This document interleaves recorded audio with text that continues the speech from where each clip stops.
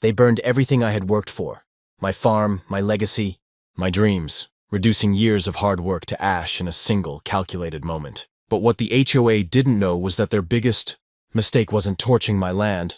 It was leaving behind a single, critical legal document that would become the key to my ultimate revenge. Would they survive the storm they were about to unleash? Comment below where you're watching from. The morning I found the first letter from the HOA, stuffed in my mailbox, was the day everything started to fall apart. I remember it clearly. The sun was warm on my back as I collected fresh eggs from my hens. Their soft clucking always made me smile. Those chickens were like family to me after 5 years on my small farm. My 6 acres of heaven sat just outside Pine Creek city limits. I grew the juiciest tomatoes you've ever tasted, kept 15 happy chickens, and even had 2 goats that helped keep the grass trimmed. My grandpa left me this land when he passed, and I turned it into the farm of my dreams. The kind of place where fireflies dance at dusk and the air smells like fresh earth. I was here first. That's the important part. My farm existed long before the fancy houses of Oak Ridge Estates started popping up next door 3 years ago. These giant homes with perfect lawns and matching mailboxes didn't fit with my weathered barn and veggie gardens, but we all got along fine at first, until Karen Whitfield moved in. "Is that your rooster making that awful racket at 5 a.m.? Those were the first words Karen ever said to me.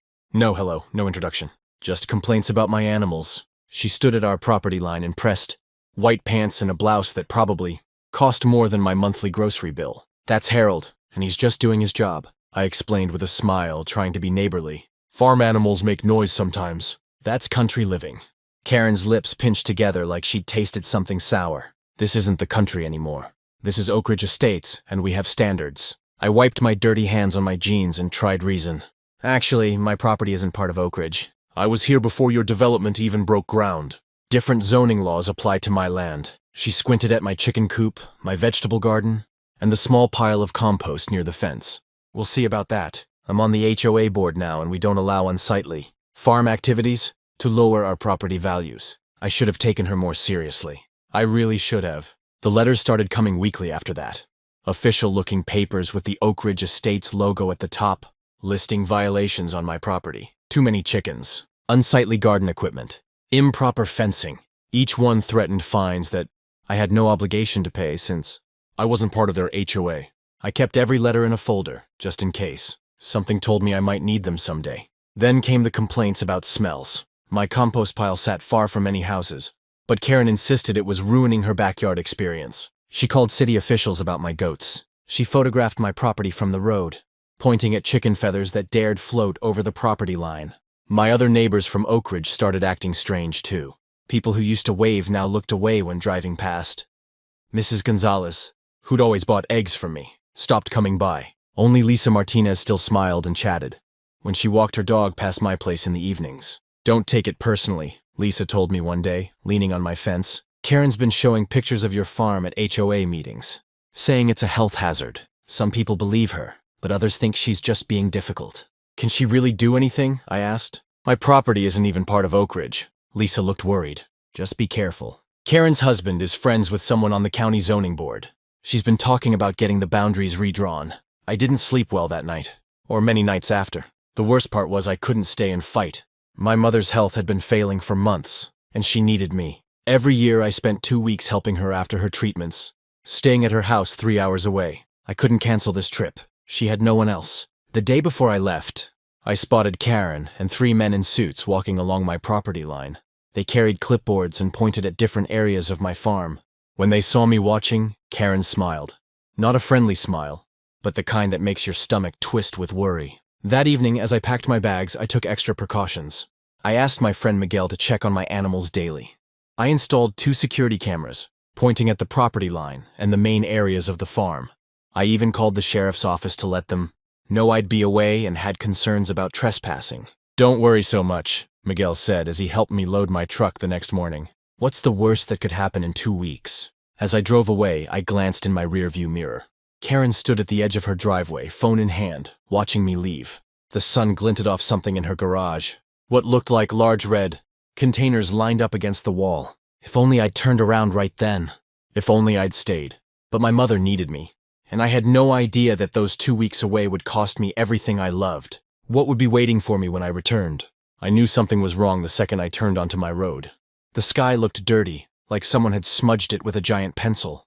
And that smell, like a huge campfire, but worse. Much worse. My stomach dropped as I pushed my old truck to go faster. The closer I got to home, the stronger the burnt smell became. I gripped the steering wheel so hard my knuckles turned white. No, no, no, I whispered, praying I was wrong. I wasn't. When my farm came into view, I slammed on the brakes so hard my truck skidded. I couldn't believe what I was seeing. The beautiful garden I had planted seed by seed, gone. The chicken coop I had built with my own 2 hands, destroyed. My small red barn where I kept all my tools and feed, nothing but a black skeleton against the sky. Everything was gone. Just piles of ash and smoking wood, where my life's work had stood. Just 2 weeks ago, I jumped out of my truck, leaving the door wide open, and ran toward what used to be my chicken coop. The smell of smoke burned my nose and throat. Henrietta? Cluck? Ruby? I called out, hoping by some miracle my chickens had escaped. Only silence answered me. I fell to my knees in the warm ashes, my jeans getting dirty and wet. 5 years of hard work, of waking up at sunrise and working until my muscles ached, all gone. The vegetable stands where local families would come to buy fresh produce, burned to the ground. The special area where I grew flowers for the farmer's market, nothing but dirt and ash. My house still stood at the edge of the property, untouched by the fire. But what good was a house when everything that made this place a home was destroyed? I heard the crunch of tires on my gravel driveway. A shiny white SUV that looked like it had never seen a speck of dirt pulled up. Out stepped Karen Whitfield, wearing spotless white pants and a blue blouse that probably cost more than my monthly feed bill. She didn't look sad or shocked. In fact, was that a tiny smile on her face? Behind her came a balding man in what looked like an expensive suit, carrying a leather folder under his arm. He walked with the confidence of someone used to getting his way. Well, well, Karen said, looking around at the destruction with what seemed like satisfaction. Looks like the farm problem has been taken care of. I couldn't believe what I was hearing. What do you mean taken care of? This is my property, my life! My voice broke as I gestured to the ruins around me. The man cleared his throat and stepped forward. Allow me to introduce myself. I'm Gerald Thompson, president of the Oak Ridge Estates Homeowners Association. He didn't offer to shake my ash-covered hand. While you were away, we held an emergency meeting about the situation your farm was creating for our community. Situation? I repeated, not understanding. Karen jumped in. The smell, the noise, the unsightly view. Do you know how much my property value drops just by being next to this? She waved her manicured hand at what used to be my farm. We've had complaints from every homeowner on this side of the development. Gerald nodded. We sent you 3 notices over the past week. I was taking care of my sick mother, I shouted, feeling my face get hot. I've been gone for 2 weeks.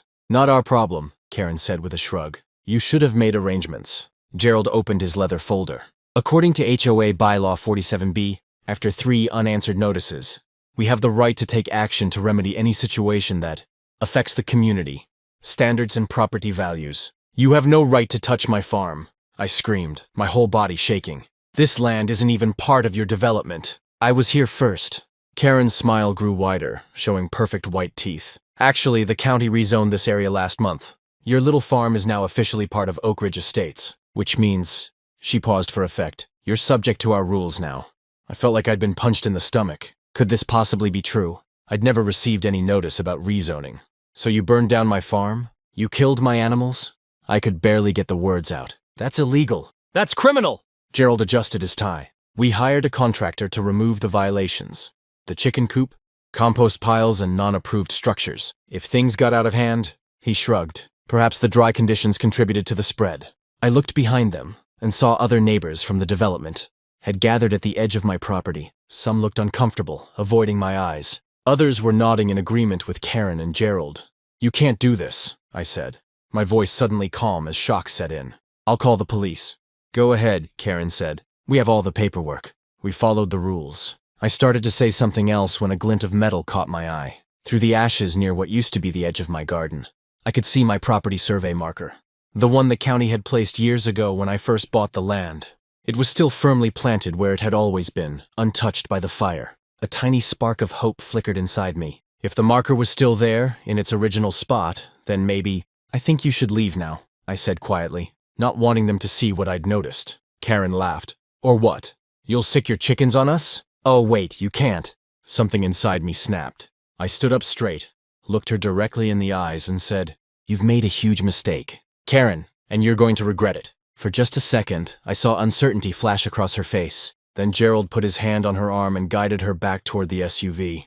We'll give you some time to process this. You have 30 days to bring the rest of your property into compliance with HOA standards. The rulebook is in your mailbox. As they drove away, I watched the other neighbors drift back to their perfect houses with their perfect lawns, all except one woman who hesitated, looking back at me with what seemed like genuine sadness in her eyes. I turned away and looked again at that survey marker glinting in the sun. Something wasn't adding up about this rezoning story, and I was going to figure out what it was, even if it was the last thing I did.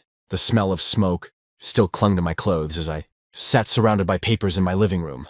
My eyes burned from crying and lack of sleep. 3 days had passed since I found my beloved farm in ashes. 3 days of anger and heartbreak that kept me awake, searching for answers. They can't just burn down someone's property and get away with it, I whispered to myself, flipping through another county zoning document.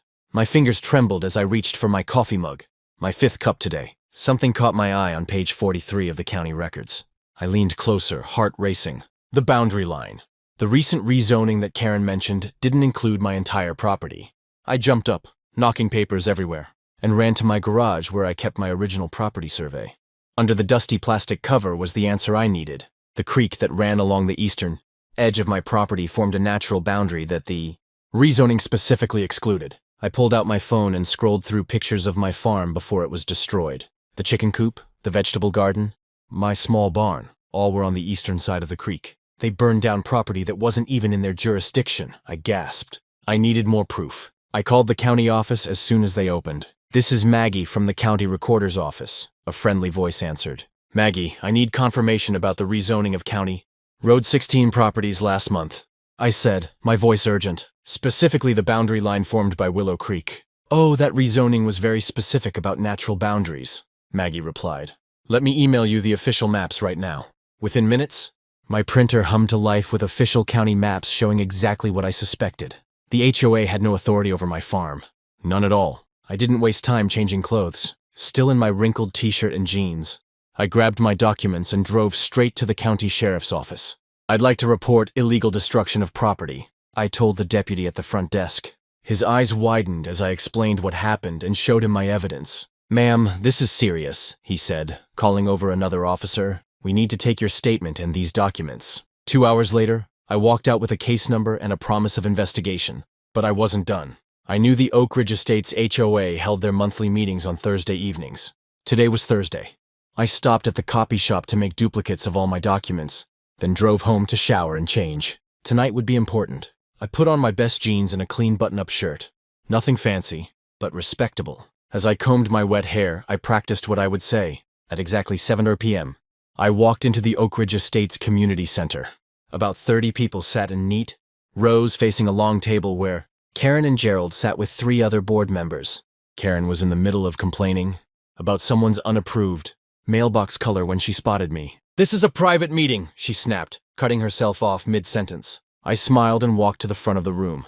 Actually, as a property owner affected by HOA decisions, I have the right to attend. Gerald cleared his throat. We'll hear from non-members at the end of the meeting. What I have to say can't wait, I replied, my voice steady despite my pounding heart. I turned to face the homeowners. Did you all know that your HOA burned down my farm illegally? And that you might be personally liable for the damages? The room fell silent. I could hear the air conditioning humming. That's not true, Karen said, her face turning red. Your property was rezoned.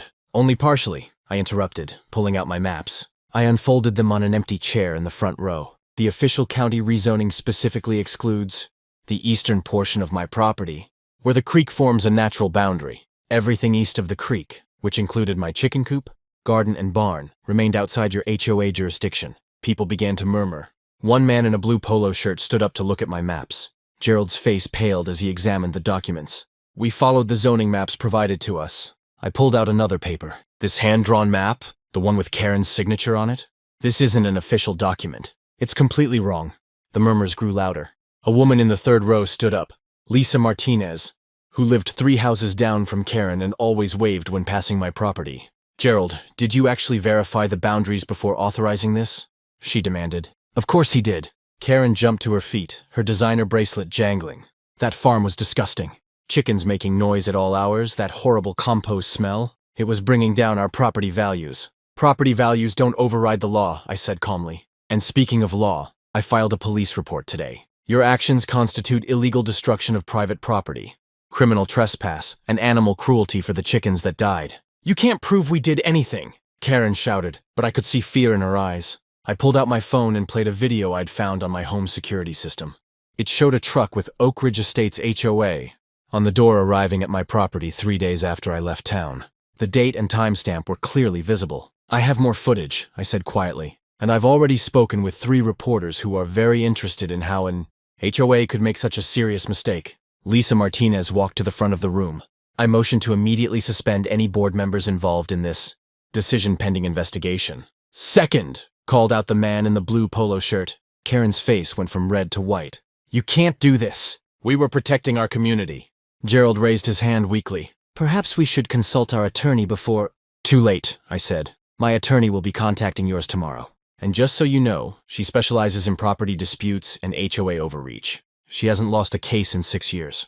I gathered my documents as the meeting erupted into arguments. Some residents were shouting at Karen. Others were asking Gerald questions he couldn't answer.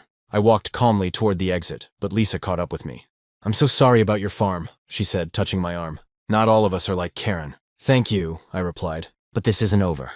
They destroyed something precious to me, and they need to make it right.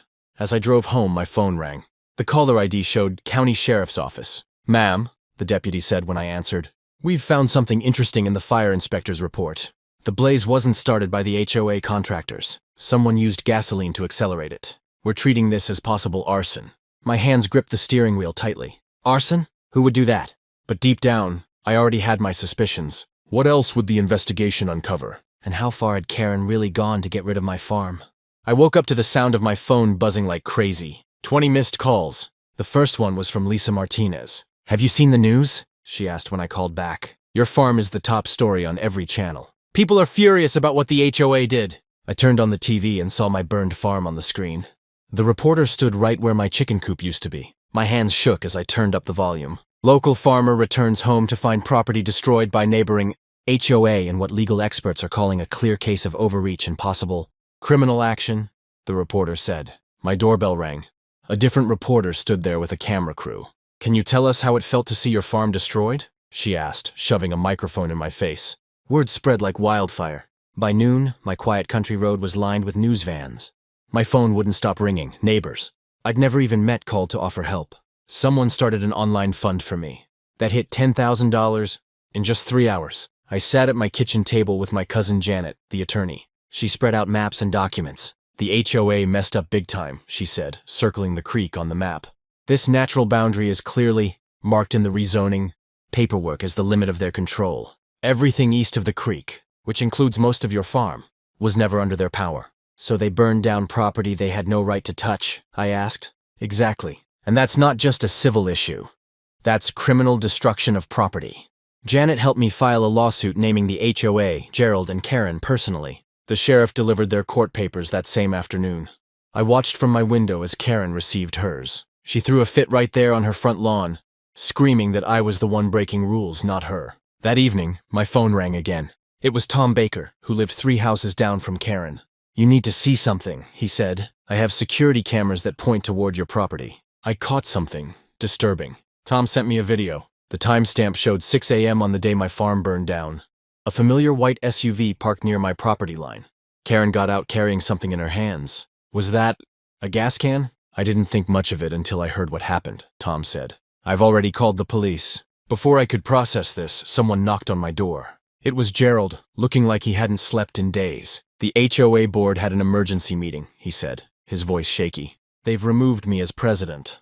Everyone's panicking about your lawsuit. They should be, I replied. Gerald looked down at his shoes. They want to settle. They're offering $50,000 to rebuild. I laughed. My attorney says this is worth 10 times that amount. Please, Gerald begged. Many homeowners had nothing to do with this decision. They'll lose their homes if you push this. You should have thought about that before burning down my farm. Gerald wiped sweat from his forehead. That's the thing. The HOA only approved removing your compost pile and chicken coop. We hired contractors to do it properly. But then something happened. What do you mean? Karen kept saying the contractors were moving too slowly. She disappeared for an hour that morning. When she came back, she seemed excited. The fire started 30 minutes later.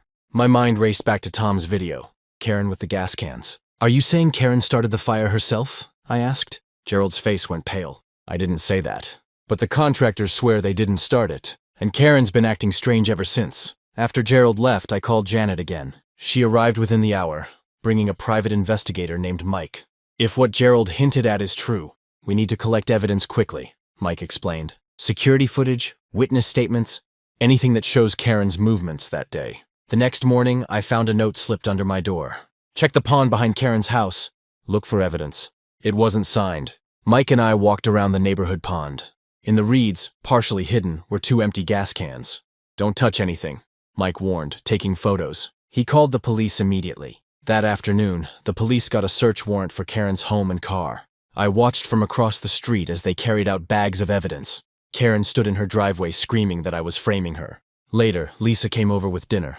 The HOA is falling apart, she said. Half the board has resigned. People are talking about dissolving it completely. What about my farm? I asked. People feel terrible. There's talk about a community rebuild. The next day, a local farmers market group arrived with seedlings and offers to help replant. A contractor offered to rebuild my chicken coop for free. The outpouring of support was overwhelming. But that night, things took another turn. My security camera caught someone sneaking onto my property at 2 a.m. It was Karen, placing something near what remained of my barn. When police arrived, they found a half-empty bottle of lighter fluid. The officer looked grim. We're taking her in for questioning. As dawn broke, I sat on my porch looking at my destroyed farm. The land looked dead, but I knew that with care, it could grow again. Just like my fight against the HOA, what looked like certain defeat was turning into something else entirely. My phone buzzed with a message from Janet. Turn on your TV now. The local news was showing Karen being led away in handcuffs. The reporter's voice was clear. HOA resident arrested on suspicion of arson in connection with farm property destruction. Gerald's car pulled up. He stepped out holding a thick folder. What you don't know, he said, handing me the folder, is that Karen has been trying to buy your land for months. There are plans to expand Oak Ridge Estates. Guess who's the silent partner in the development company? I opened the folder and saw Karen's name on the business papers. Next to it was a map showing luxury homes plotted over what used to be my farm. Was this about neighborhood standards? Or was it about greed all along? I couldn't sleep that night after Gerald's strange visit. What did he mean about how the fire started? At sunrise, I walked through the ashes of my beloved farm one more time, when something caught my eye. A glint of metal near where my back fence had stood. My security camera. I had completely forgotten about the small, weatherproof camera I'd installed last year after some local kids had stolen vegetables. With shaking hands, I retrieved the damaged but intact camera. Could it have captured what really happened? My heart pounded as I connected it to my computer. The footage made me gasp. It showed Karen arriving early that morning, before any HOA contractors. She wore gloves and carried 2 red gas cans. The video clearly showed her pouring gasoline around my chicken coop, my compost pile, and along the edge of my garden. Then she lit a match. The flames spread faster than she expected. Karen jumped back, looking scared for a moment before running to her car. 20 minutes later, a truck with Valley Landscaping arrived, the HOA's contractors. The men looked shocked at the blaze already consuming my farm, but instead of calling for help, they simply left. I called my attorney immediately. I have proof Karen deliberately set the fire herself, I said, my voice trembling with anger and relief. The HOA contractors didn't even do the damage. They just saw it happening and left. This changes everything, my attorney said. This isn't just property damage anymore, it's arson. The next day, I sat across from Sheriff Davis as he reviewed the footage. His face grew darker with each passing minute. I've known you for years, he said finally. Never caused anyone trouble. But some folks just can't stand seeing others live differently. He shook his head. I'll be paying Ms. Whitfield a visit today. Word spread through town like wildfire. Within hours, my phone was ringing nonstop. Local news vans parked outside what remained of my farm. I agreed to one interview, standing tall among the ruins as I explained how my property hadn't even been under HOA jurisdiction.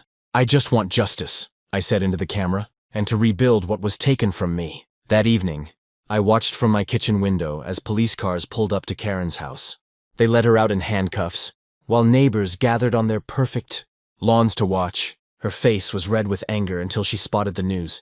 Cameras. Then she ducked her head and hurried into the police car. The next weeks passed in a blur of lawyers' offices and courtrooms. The evidence against Karen was overwhelming. Not only did I have the video, but her own text messages to Gerald revealed her plan. I'll take care of the farm problem before the contractors arrive. They'll just think it was part of the cleanup. In court, Karen's fancy lawyer tried to defend her. My client was simply trying to enforce community standards that she believed applied to this property. The judge peered over her glasses. By committing arson? Standards that didn't even legally apply to this land? When Karen took the stand, her true colors showed through. That farm was disgusting, she shouted. My property values were dropping every day. Someone had to do something. The jury took less than 2 hours to find her guilty. My lawsuit against the HOA proceeded separately. With Karen's criminal conviction, they knew they couldn't win and offered to settle. But I didn't want just any settlement. I want enough to rebuild everything I lost, I told my attorney. Plus, I wanted in writing that my land will never fall under their control, no matter what rezoning happens in the future. The HOA board members looked pale when they signed the agreement. The amount they paid would increase everyone's HOA fees for years to come. Gerald approached me after the signing. For what it's worth, I'm sorry, he said quietly. I should have checked the boundaries myself instead of trusting Karen's word. Rebuilding took months. I started with the chicken coop, bigger and safer than before. Then came a new greenhouse, a barn, and replanting my garden beds. Each weekend, something surprising happened. Neighbors from Oak Ridge Estates would stop by offering help. I always liked your farm, one woman admitted as she helped plant tomato seedlings. Karen didn't speak for all of us. Lisa Martinez became a regular visitor, bringing her kids to learn about growing vegetables. The HOA isn't all bad, she explained one day. I've been elected the new president, and we're changing the rules. More sustainability, less control. 6 months after the fire, I held an open house at my rebuilt farm. To my amazement, half the neighborhood showed up, curious to see what I'd created. Children squealed with delight at the friendly chickens. Adults admired the neat rows of vegetables and the solar panels on my new barn. Is it true you're going to teach gardening classes? One man asked. I nodded. Every Saturday morning. Free for anyone who wants to learn. A year to the day after I found my farm in ashes, I stood watching the sunrise over my thriving land. The garden was more productive than ever. My new heritage chickens laid eggs with deep orange, yolks that neighbors now lined up to buy. The greenhouse allowed me to grow vegetables year-round. The same TV reporter who had covered the fire returned for a follow-up story. How do you feel now, looking at all you've rebuilt? She asked. I smiled, watching bees buzz around my flowering apple trees. I learned that good fences and proper property surveys make good neighbors, I said, but also that one person's hatred doesn't define a community. As for Karen, after serving her sentence, she sold her house at a loss and moved away. The young family who bought it now brings their children to my weekend gardening classes. The HOA still exists, but under Lisa's leadership, it's focused on community building rather than control. They even partnered with me to create a neighborhood farmers market in the park. That one legal detail Karen forgot to check, the property line that my farm technically stood outside of, didn't just save my land. It transformed an entire community and taught us all what really matters, respecting each other's right to live as we choose.